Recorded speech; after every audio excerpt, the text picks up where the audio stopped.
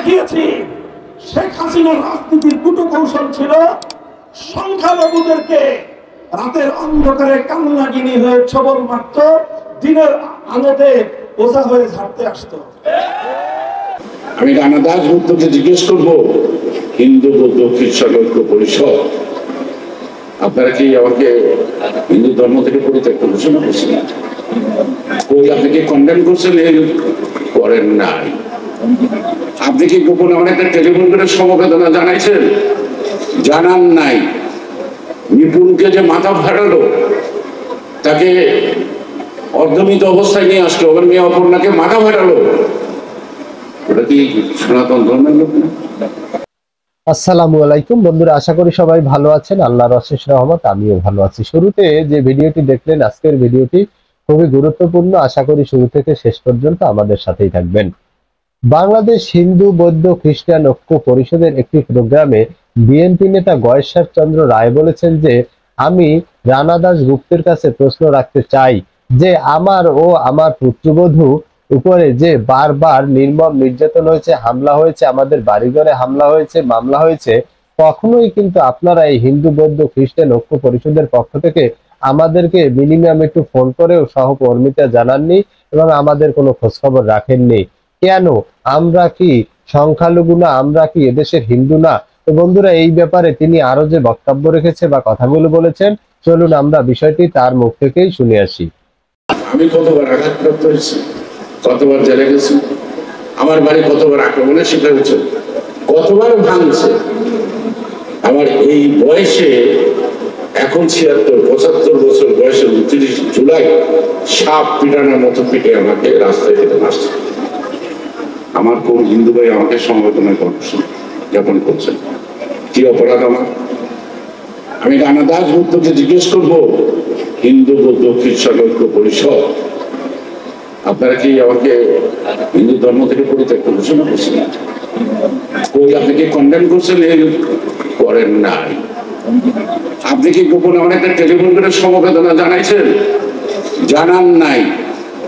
নিপুণকে যে মাথা ফাটালো, তাকে অর্ধমিত অবস্থায় নিয়ে আসলো, ওর মেয়ে অপর্ণাকে মাথা ফাটালো, ওটা কি সনাতন ধর্মের লোক না? কোন সহানুভূতি জানাইছে? গোপনে ওটাই শুধু করে কথা জানান নাই। কেন? বিবাহ না হয় বিএনপি। আমরা যেহেতু বিএনপি করি, এইটা আমাদের জন্য রাষ্ট্রের পক্ষ থেকে বিএনপির পাওনা হিসেবে পেয়েছি। সো দ্যাট তার সাইড। আজকে আওয়ামী লীগও তো অনেকে করে, অনেকেই তো আওয়ামী লীগের অপকর্মের মতো আত্মীয় করেছে। আপনার বাড়িতে যদি আঘাত করে যে ক্ষতিগ্রস্ত ব্যক্তি, যে সহ্য করতে পারে না, ক্ষমা করতে পারে না, তাহলে সংখ্যালঘুর উপর আঘাত এই শব্দটা আসে কেন? কেন আসে না? কৃষ্ণপদ রায় আওয়ামী লীগের নেতা, তার বাড়ি আক্রমণ আছে। কেন আসে সংখ্যালঘু? কেন আসে? জবাব কেন করে আসে? যে সেই যে সমাজটাকে বিভক্ত কারা করছে, কি কারণে সবাই বাঙালি বানাই দিল, সে এখান থেকে তো আগুন এখনো চলছে। এখন আগুন নেবে না। মমতা ব্যানার্জি যদি মোদী সরকারকে সমালোচনা করে না, অভাবে করে, সে তো ভারত বিরোধী হয় না। আমি নরেন্দ্র মোদীর কোন কর্মকাণ্ডকে যদি অসন্তুষ্টি প্রকাশ করি, আমাকে ভারত বিরোধী বলা হবে কেন? কেন বলা হবে? এই জবাব খুঁজতে হয়।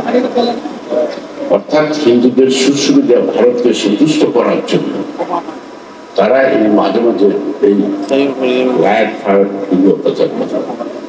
100-র উপরে 15 বছর 125টার মতো হিন্দু এলাকা, মন্দির ইত্যাদি উপর হামলা হয়েছে, আগুন ধরেছে, দখল করা হয়েছে। 1973 সালে 3রা মার্চ গাজী গোলাম মোস্তফার নেতৃত্বে শেখ মুজিবের নির্দেশে সোলারদি উদ্যানের সৌন্দর্য বৃদ্ধির জন্য নামনা কালী মন্দিরটা একটু ঘুরে ট্রাকে ভরে এই একটা কথা যদি ভুল প্রমাণ করতে পারেন, ফাঁসির কাছে রাজি আছে। এদিকে হেফাজত নেতা মামুনুল হক বলেছেন যে আমরা বিগত দিনে দেখেছি যে শেখ হাসিনার রাজনীতির কূটকৌশল। তিনি সংখ্যালঘুদের রাতের অন্ধকারে কাল নাগিনী হয়ে সবল মারতেন এবং দিনের বেলায় ওঝা হয়ে এসে ঝাড়তেন। এ ব্যাপারে এছাড়াও তিনি যে কথাগুলো বলেছেন চলুন আমরা তার মুখ থেকেই শুনে আসি।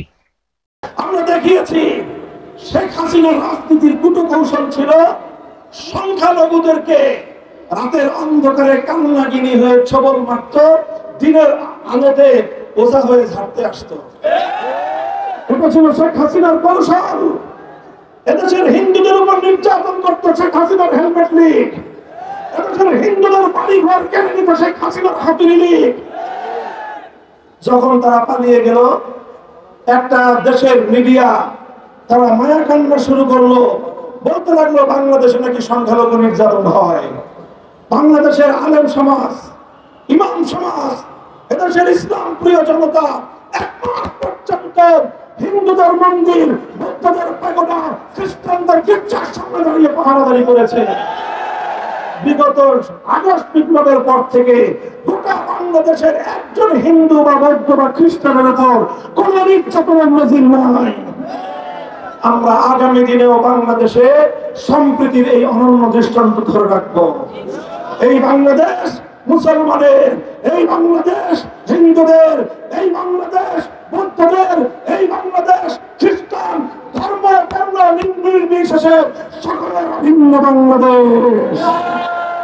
শেখ হাসিনা আছে নরেন্দ্র মোদীর ঘরে, এটা নিয়ে তেমন কোন আপত্তি আমি করব না। যতদিন রাখতে মনে চায় রাখো। 16 বছর তোমাদেরকে অনেক সার্ভিস দিয়েছে, এবার তোমার সেই ঋণ পরিশোধ করার পালা থাকে। তোমার হাতে বাংলাদেশটাকে তুলে দিয়েছে, তুমি বাংলাদেশকে লুটে পুটে অনেক খেয়েছো, এবার সেখান থেকে কিছু খাও। কিন্তু সেখানে বসে যদি আমার বাংলাদেশের স্বাধীনতার বিরুদ্ধে কোনো ষড়যন্ত্র করে, এটাকে মুসলমান বরদাস্ত করবে না। আগস্টের বিপ্লবকে যদি চূড়ান্ত মঞ্জিল পর্যন্ত পৌঁছাতে হয়, দুটি জনগোষ্ঠীকে বিশেষ ভূমিকা রাখতে হবে। প্রথম জনগোষ্ঠী হলো ছাত্র জনতা, দ্বিতীয় জনগোষ্ঠী হলো আলেম সমাজ। আমরা অন্তর্বর্তীকালীন সরকারের কাছে দাবি জানাতে চাই, জাতিসংঘের অধীনে বন্দি বিনিময় চুক্তির মাধ্যমে শেখ হাসিনাকে সেই রাষ্ট্র থেকে ফিরিয়ে এনে বিচারের কাঠগড়ায় করাতে হবে। তো বন্ধুরা, আমরা বিএনপি নেতা গয়েশ্বর চন্দ্র রায় এবং হেফাজত নেতা মামুনুল হকের বক্তব্য শুনলাম। এই দুই নেতার বক্তব্য সম্বন্ধে আপনাদের কোনো মতামত থাকলে অবশ্যই আপনি আপনার মূল্যবান মতামত কমেন্ট বক্সে কমেন্ট করে জানাতে পারেন এবং নিয়মিত সকল সংবাদ পেতে আমাদের চ্যানেলটি সাবস্ক্রাইব করে আমাদের পাশেই থাকুন। দেখা হবে আগামী ভিডিওতে। সেই পর্যন্ত ভালো থাকবেন। আল্লাহ হাফেজ।